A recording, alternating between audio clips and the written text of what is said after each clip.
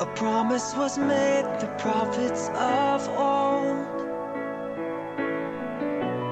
From David's throne, a Savior foretold. The Word became flesh, God's only Son. Light of the world, the righteous one. So just to recap, we're going to be studying the doctrine of God. And this is probably going to take us about a year or so to get through. But this first little portion that we're looking at is looking at, does God exist? Right? Okay, before we even get into what God is like, what his attributes are, all of that kind of thing, his omniscience, the Trinity.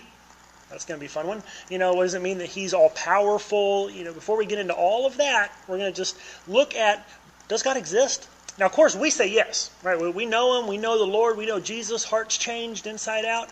But there's a whole portion of folks out there in the world who think that this is actually a serious question. A question that needs to be, that they wonder, does he even exist? How do you know he exists? Where is he at? How can you tell? And so we're going to address that because that's the culture we live in. We're surrounded by a culture that says God doesn't exist.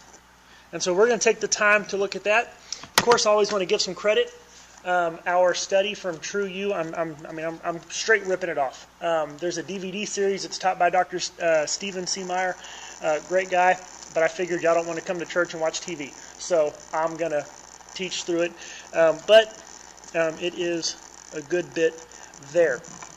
Last week, we just kind of set the stage a little bit. We talked about 4 different worldviews, kind of ways of thinking and viewing the world and thinking about things that we're going to compare, one of which being God. But the big one in our culture nowadays is what's called materialism, naturalism. And we have our little illustrations there where the big circle represents the universe. It represents the cosmos, everything that exists. Like you got the pendulum as the laws of nature, and your trees and your stars and your planets and your people and your animals. Everything in the universe is the big circle. Materialism says that's it. There's nothing outside of the circle. Matter, the universe is all that exists. And then we have deism that says yes, there is a God. But all he did was just create the world and just let it go. He doesn't care, he's not interested, he's not involved, he just wound it up and let it go. Then you have theism, which would be Christianity would fall in this category, that says, yes, there's a God he created, but he also sustains and upholds the world. Colossians chapter 1 tells us that. And then there's also that he gets involved in his creation, miracles and the such, talking to people, answering prayers, that sort of thing. Then you have this other one, not so big a deal in our culture, maybe Eastern cultures it's bought into, pantheism. It's this idea that God is everything and in everything and everything is part of God, that God is the universe, that God is not a being with a mind and an intellect, more like the Force in Star Wars, that it's just some mystical force that is just in everything and part of everything. And so those are the 4 major views. And we talked about that what we're going to do is we're going to look at evidence, experience, different things from nature and science, and say, okay, which of these worldviews best explains this piece of evidence that we have before us? And so that is how we're going to be approaching this. And of course, since we're all Christians here, whenever it comes to the question of what is the thing from which everything else comes, right? Because that was the big question we were looking at. Does God exist? That's the other way of asking that. We say, well, the Bible's pretty clear.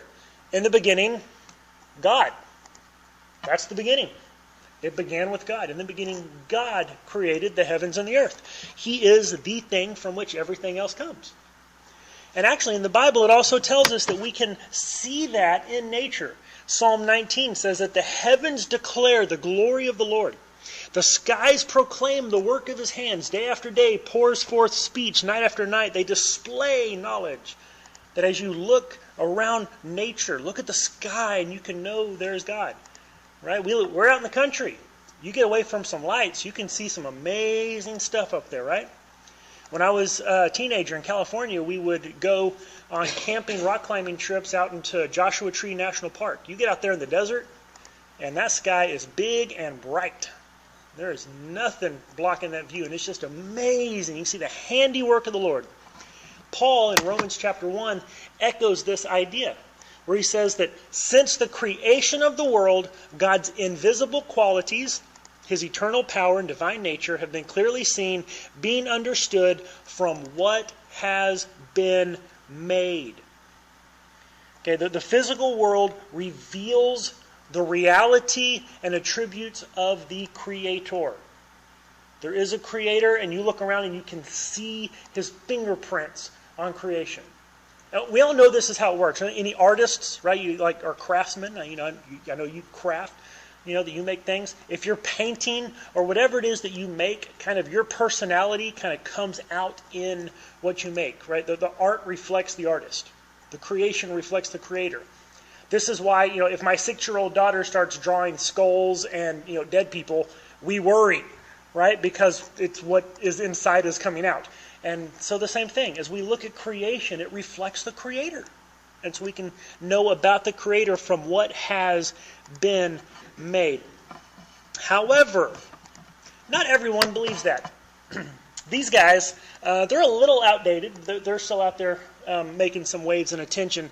They're called, or they called themselves, or they were kind of labeled as the new atheists. There's really nothing new about their arguments. Same old arguments atheists have been arguing for centuries, but they're repackaged and given a new face and a new kind of PR campaign. Some of them are scientists, some of them are activists. You got Richard Dawkins, Christopher Hitchens, these other two guys that just get out there and they would argue, and they wrote these books, and it's just really popular, real personable type stuff, and it really caught on. Especially in a secular culture that's kind of trying to exist without God anyway, so people grabbed onto these kind of things. Christopher Hitchens, he wrote that book there, God is Not Great. And he actually calls himself an anti-theist, or I should say he died a few years ago of cancer, but he was very, very militantly anti-religion. Shortly after 2001, these guys jumped on the bandwagon about how they would point at the Twin Towers coming down and say, this is what religion does. This is where your faith gets you. You should believe in reason and science. And that's what they taught. That's what they believed. And they did a really good job of it. Some of these guys are very personable. I was pointing out Christopher Hitchens because he's a fun guy. I've watched several of his debates that he's had. You can look them up on YouTube. And his arguments are terrible, but he's very likable. I mean, rhetorical, his speaking, you just want to like the guy and go, oh, well, that actually sounds kind of interesting. So you can see how it would gain popularity. But one of the things these guys would say is that God is an illusion. God doesn't exist. He's an illusion. Imaginary. Figment of your imagination. It's your imaginary friend. If you're a little kid, it's cute. Whenever you grow up, you need to put it aside. That is what they would say. That there is no evidence. They would say there's no evidence, no reason why you should believe in God. It's all just a figment of your imagination. Let me see if I can make this work. Maybe, maybe not. Okay, that is not. If I can figure out how to work the computer.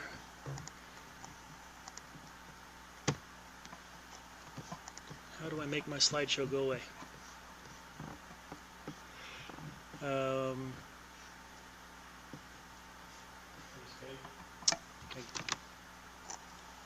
Nope. Well.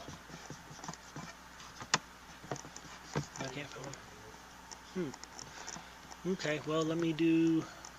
I can't even find my resume.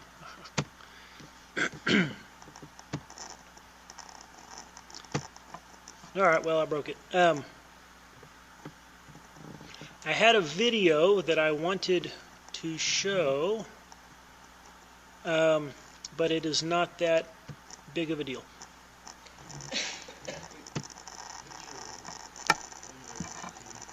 My Windows key.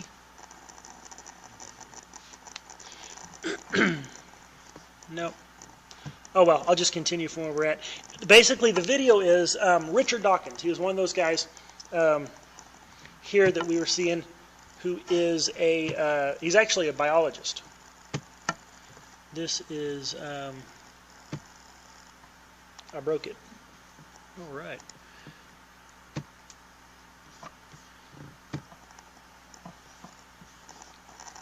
Hey, there we go. Well, here. This is Richard Dawkins. He's actually a biologist at, I believe, Oxford, and that is not working.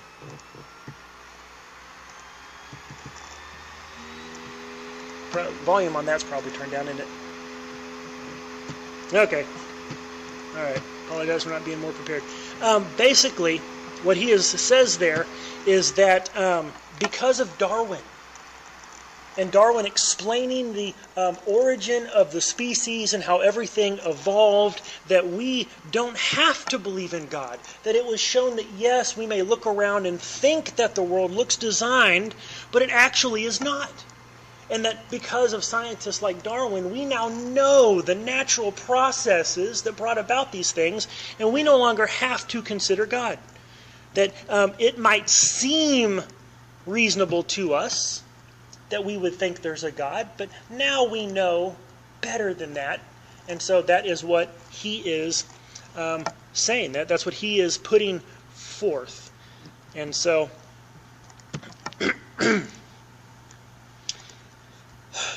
here's the deal. We say we have the Bible and it says there's God, and they say, well, we have science and it says there is no God. So how do we know which one of us is right? I hit the wrong button. Doo-doo-doo. All this newfangled technology. Now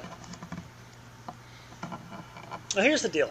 If they want to sit there and claim that science says there is no God, they're going to run into a really big problem with the people who founded modern science. Guys like this guy here, John Ray, who is the founder of modern biology. Pretty much everything that exists of biology and science, they owe their beginnings to this guy. And he wrote this book, actually a two-parter, called The Wisdom of God Manifested in the Works of Creation.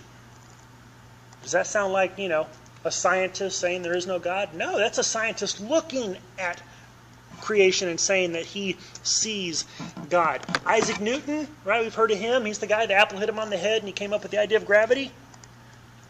Right? He says, talking about the planets and the star and the sun and the comets and the moons and everything in motion, he says, this most beautiful system of the sun, planets, comets could only proceed from the counsel and dominion of an intelligent and powerful being.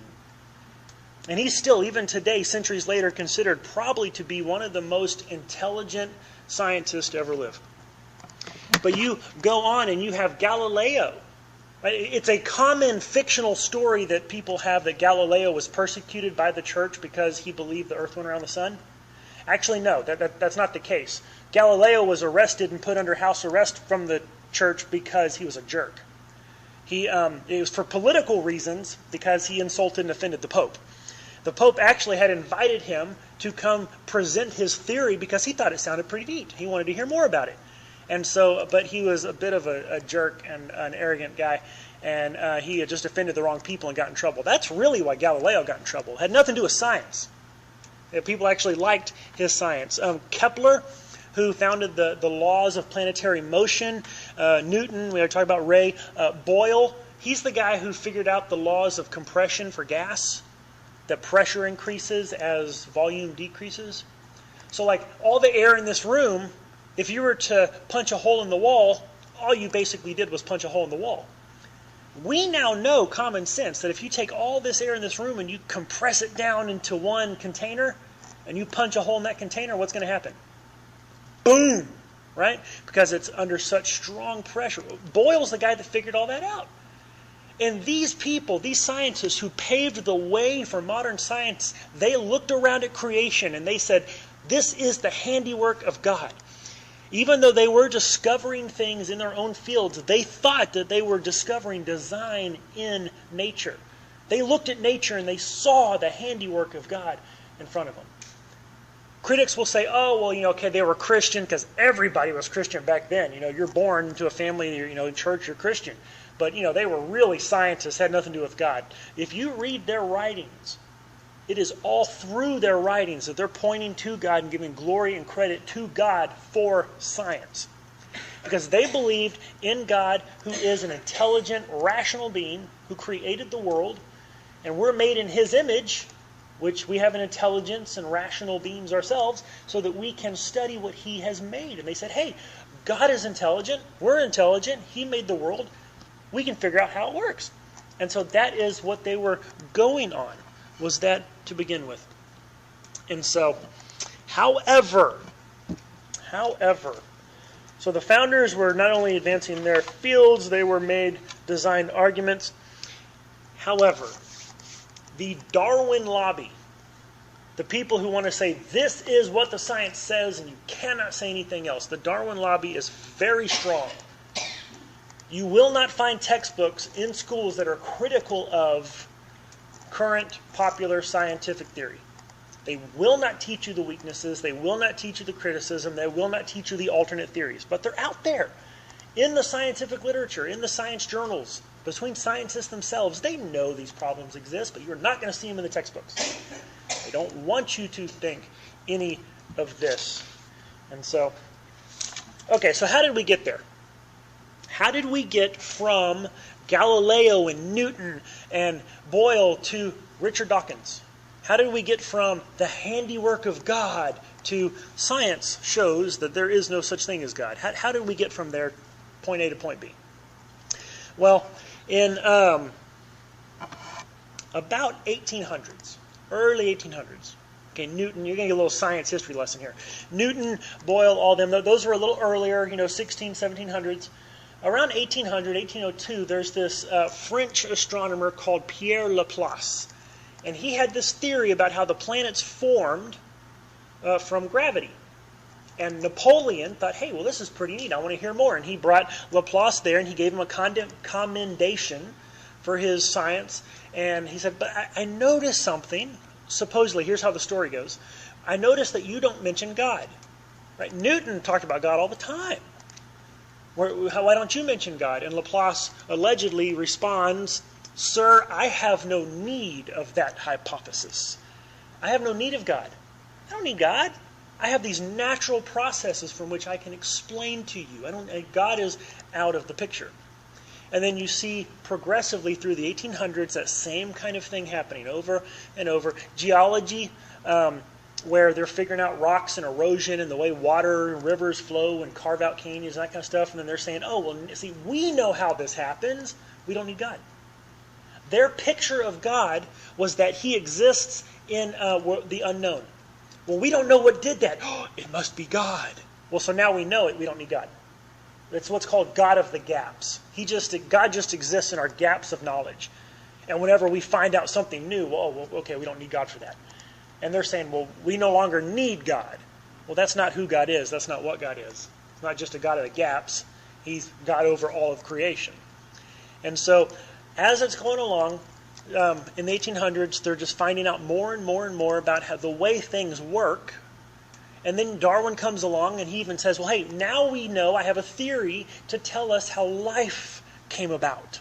And how all these different species and all these different animals, even humans, how it all came around. And we don't need God to explain any of it. And so, starting around 1800, by the time you get to 1900, science is pretty much dominated by people who say, yeah, we don't need God. We figured it all out. Or are figuring it out, and we don't need God. Here is Douglas Foote. I'm not even going to try it. He's a biologist. He says, by coupling the undirected, purposeless variations to blind, uncaring processes of natural selection, Darwin made the theological or spiritual explanations of the life process superfluous. Why do they have to use such big words? All he basically said is, hey, you know what? We figured out these natural processes we think did it, so we don't need spiritual or supernatural things. We just throw it out the window. And you kind of figure, okay, well, how can they figure this? How does this work? What is the one thing, though, that they have not answered? What's the question they haven't answered? What's the question we are asking? What is the thing from which everything comes? So they're giving you theories about how it may have happened, but where did it come from? Right? They're not even answering that question. The reason is, back then, they all thought that the universe was infinite. Eternal, went on forever and ever and ever in the past. The universe just goes and goes and goes. Got my slides out of order, but that's okay. We say God came first, and He created everything. Right? In the theistic worldview, God comes first, matter second. In materialism, it is matter first, and matter has always existed. May have been in different forms, but it's always been here, so we don't need to explain it. They thought the universe had always existed. So they have this little chain you can kind of work your way back. What caused human life to arise? Well, we evolved from lower animals, they say. Well, where did those lower animals come from? Well, still lower animals. Where did those come from? The amoeba or single-celled organisms. Where did those come from? Well, they came from the chemicals in the primordial soup. Where did those chemicals come from? Well, the elementary particles and molecules. Well, where did those come from? Oh, well, those have been there all along. They've always existed. Right? For the materialism, material has just always been there from eternity. It's always been eternal, self-existent. The material universe has always been there. You all know Carl Sagan had the series Cosmos. What was that, back in the 80s, 70s, 80s? Neil deGrasse Tyson redid it here, a couple years ago. Carl Sagan famously is known for saying that the cosmos, the universe, is all that is or was or ever will be. The universe is eternal. It's always existed. That's what they believe. But they're going to run into a little bit of a problem, because there's some scientific evidence that is going to say otherwise. You ever heard of a guy named Edwin Hubble? Have you heard of the Hubble Space Telescope? Right, up there, it's named after this guy, Edwin Hubble. He was an astronomer back in the early 1900s who, right about that time, they were coming up with these big dome telescopes. You know, see these observatories, where it's like the thing pulls open and the big, telescope comes out and they can actually focus up at the sky. Well, he was working at one of those, and he noticed that there's these spots of light out there. Those aren't stars. They're galaxies. And he was seeing pictures of galaxies. So there's not just our galaxy, there's all these other galaxies out there. Well, he got this picture, and this is called the Hubble Deep Field. Okay, you see all that? I don't know how well you can see that, but those are galaxies. All those little spots are galaxies. That arrow is pointing to that itty-bitty spot right in the middle. Well, he zoomed into that itty-bitty spot right in the middle, and he found more galaxies. That right there is the zoom in of that itty-bitty spot. More and more galaxies. Billions and billions of galaxies with billions and billions of stars. And he found out something very interesting. He noticed something about the light waves of these stars. They all appeared kind of red. Now that's interesting, because if you know the Doppler, if you get a little science lesson, the Doppler effect. Right? You may not know that word, but have you ever been to a NASCAR race? Or any other kind of car race? Right? You ever stood near a road as traffic goes by? And you hear it gets higher pitched, higher pitched, higher pitched, higher pitched, and then boom, it goes by and it gets lower pitched. Right? You hear them coming, it's right? That's the Doppler effect. What happens is, as the car is approaching you, the sound waves are compressed, because that sound is coming at you. So the sound waves are compressed. Higher frequency sound. Whenever it's going away from you, the sound waves are stretched. Lower frequency. And so you get the lower sound. Well, that's sound. Well, light is also waves, just like sound. But in light, the stretched out waves, whenever something is going away from you, the stretched out waves are towards the red end of the spectrum.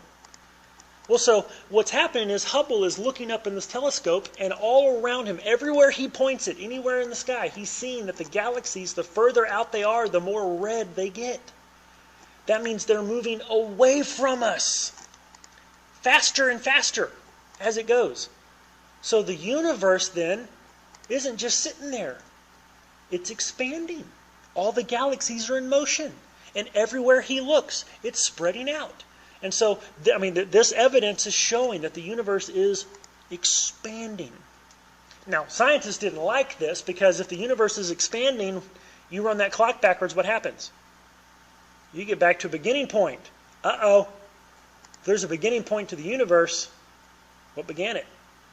Now they have a problem. They don't want to accept that. There's another scientist, really bad hair, poofy mustache. You may have heard of him, Einstein, right? Really smart guy. Well, he had his own theory working with gravity. And what he figured out in his equations was that in order for gravity, the force of gravity, there had to be this other force acting on things or else it would all just collapse in upon itself. And so his equations worked out to where there actually had to be this expansion going on. The force acting against the gravity would actually be an expansion. He said, well, that can't be right. Because as far as he knew, the universe had always existed. There was no expansion. So he kind of fudged the numbers a little bit so that it would, equal out with no expansion. Then he heard of Hubble's discovery, and they got together. He actually went out there and looked in Hubble's telescope. News covered it. It was a big deal. Here's two of the top scientists in the world coming together. And Einstein had to admit, he said, I now see the necessity of a beginning. The universe is expanding. All the evidence points to a universe expanding. Einstein, one of the most brilliant scientists to ever walk the planet, says, yeah, you know what, I see that there had to be a beginning. Now, not everybody was as happy with this kind of stuff. You have here Sir Arthur Eddington. He was an astronomer. He said, philosophically, not science, not because of the evidence, philosophically, the notion of a beginning of the present order is repugnant to me. I should like to find a genuine loophole. I simply do not believe that the present order of things started off with a bang. The expanding universe is preposterous. It leaves me cold. He didn't want to believe it. He just said, no, I don't want to accept it. Another guy, Robert Dickey, he says, an infinitely old universe would relieve us of the necessity of understanding the origin at any finite time in the past. So he's saying, if the universe was infinite, we wouldn't have to bother with the beginning. But that's not where the evidence is pointing. With a universe expanding, you go backwards in time, you get to a single point. And you have all these guys who don't want to accept that. There is something about a finite universe that is troubling to these atheists, to these scientists. They don't want to accept it. Why not? Why would they not want to accept that there's a beginning? Because if you have a beginning, what do you need? A beginner, right? This is actually a very ancient argument. There's a few different formations of it, but it basically goes like this. Everything that begins to exist has a cause. If the universe began to exist, it therefore must have a cause that is transcendent, that is beyond itself. Right? You get that the universe can't cause itself, right? Because it doesn't exist to cause itself to exist. So in order for the universe to come about, there has to be something that is outside of the universe to cause the universe. And this is what the evidence from science is pointing to. A couple more quotes. Alan Sandage. He was an agnostic astronomer. He was not really looking for God, wasn't interested, but he came out and actually stated, here is evidence for what can only be described as a supernatural event. So he wasn't a Christian, he wasn't a theist, he wasn't a God believer, but he's looking at the evidence and he says, guys, the only thing that explains this is a supernatural event. Something outside of nature had to cause the universe. This right here is one of my favorite quotes. Robert Jastrow, who's also an astronomer, talking about this evidence and this realization. The scientist who has lived by his faith in the power of reason, the story ends like a bad dream. He has scaled the mountains of ignorance. He is about to conquer the highest peak. And as he pulls himself over the final rock, he is greeted by a band of theologians who have been there for centuries. Right, so science has been, throughout the 1800s, we're looking at and saying, we don't need God, there is no God, and we're finally going to figure it all out, and okay, they're finding evidence that points to a God. Hey, look, the Bible had it right all along. In the beginning, God created the heavens and the earth. Okay, so we're comparing, right? So we have this evidence, we have the redshift, we have the Doppler effect, it's expanding, the universe is expanding, can't escape it, can't get away from it.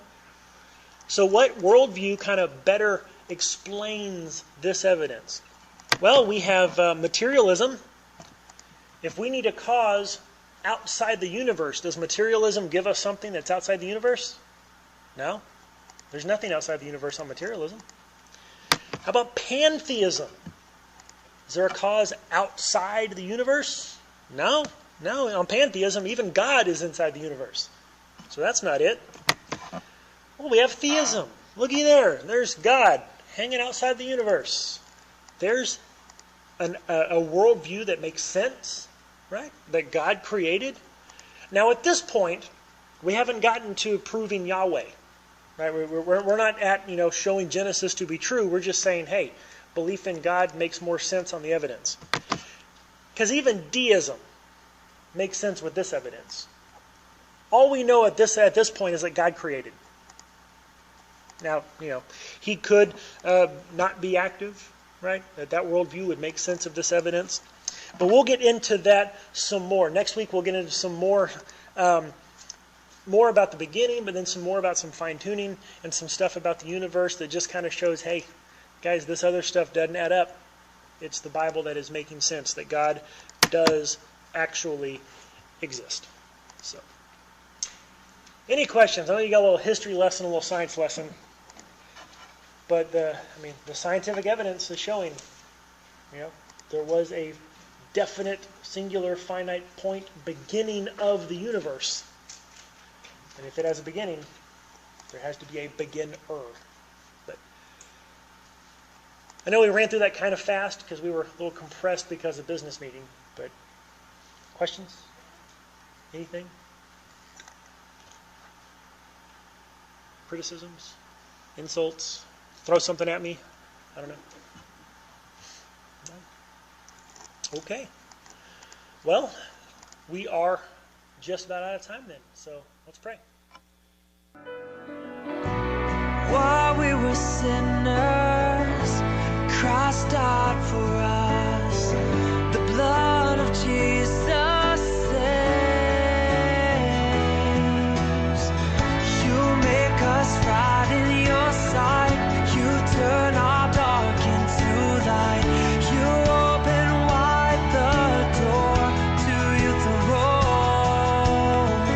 You make us holy and pure. All of our hope is secure in Christ alone.